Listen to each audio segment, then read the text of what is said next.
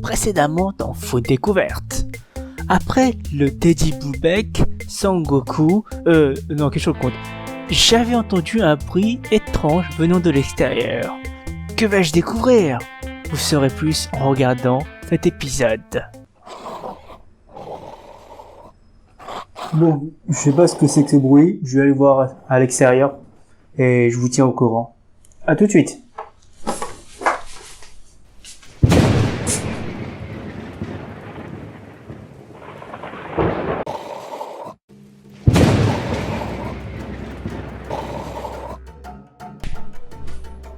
Mais qu'est-ce que c'est que ce bordel? T'es quoi? Qu'est-ce que tu me veux? Tu m'as mon frère, mais tu l'as dévoré sans scrupule. Tu me vengeais, innocemment, en te tuant. Tu vas me payer, l'humain. Je vais tout.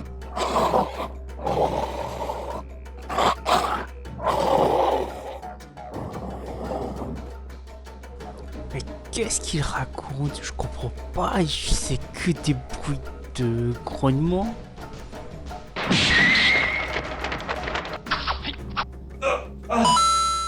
Ah, saloperie.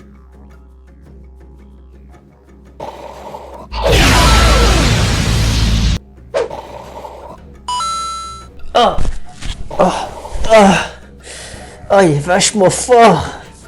Que faire? N'oublie pas la food, l'enseignement de l'école de découverte. Tu pourras toujours t'en sortir avec cette technique ultime. Technique numéro 2 de l'école des découvertes. La lâcheté. Really, nigga?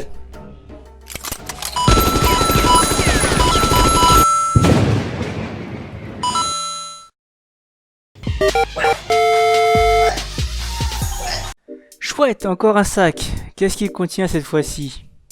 Bon, alors il y a 300 grammes de porc, 150 grammes de kimchi, une cuillère à soupe de soja, une cuillère à café d'ail haché, une cuillère à soupe d'huile de sésame, un demi-litre d'eau, 2 cuillères à poudre de piment et un objet mystère.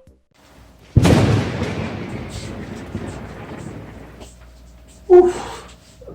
Ce fut un combat vraiment dur. Bon. Bah. Et voilà. Donc, on a tous ces ingrédients là.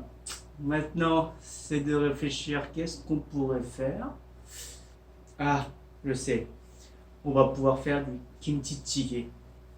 Un plat typique coréen qu'on fait avec le reste de kimchi et un peu de reste de viande, de thon, tout ce que vous voulez. Ok, bon, bah, commençons la préparation.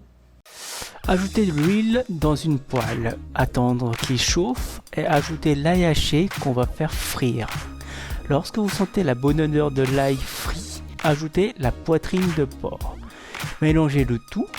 Lorsque la viande est cuite à 50%, ajoutez la sauce soja. Faites frire cette sauce pour accentuer l'odeur appétissante. Lorsque c'est fait, ajoutez le kimchi, mais gardez à proximité la boîte où vous avez déposé le kimchi, on va s'en servir après. Ajoutez la poudre de piment.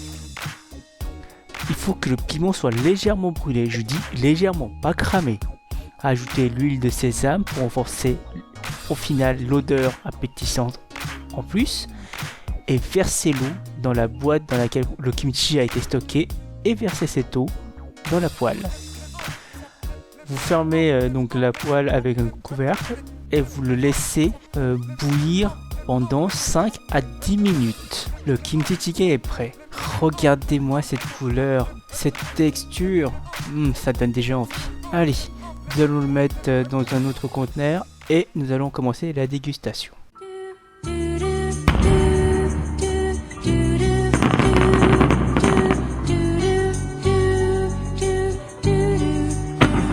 On se retrouve pour la dégustation. Donc, tout ce qu'il vous faut pour avec un kimchi jjigae, c'est le riz, le kimchi jjigae en lui-même, regardez-moi comment c'est visuellement. Et une cuillère, rien d'autre. Comment on mange, c'est simple. Vous avez deux choix. Soit vous prenez d'abord la soupe et le poitrine de porc. Une petite bouchée, le riz.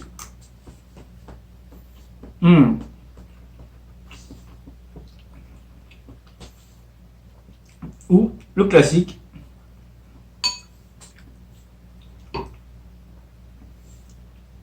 Vous prenez une cuillère et vous mélangez avec le riz et vous mangez en une bouchée. Excellent.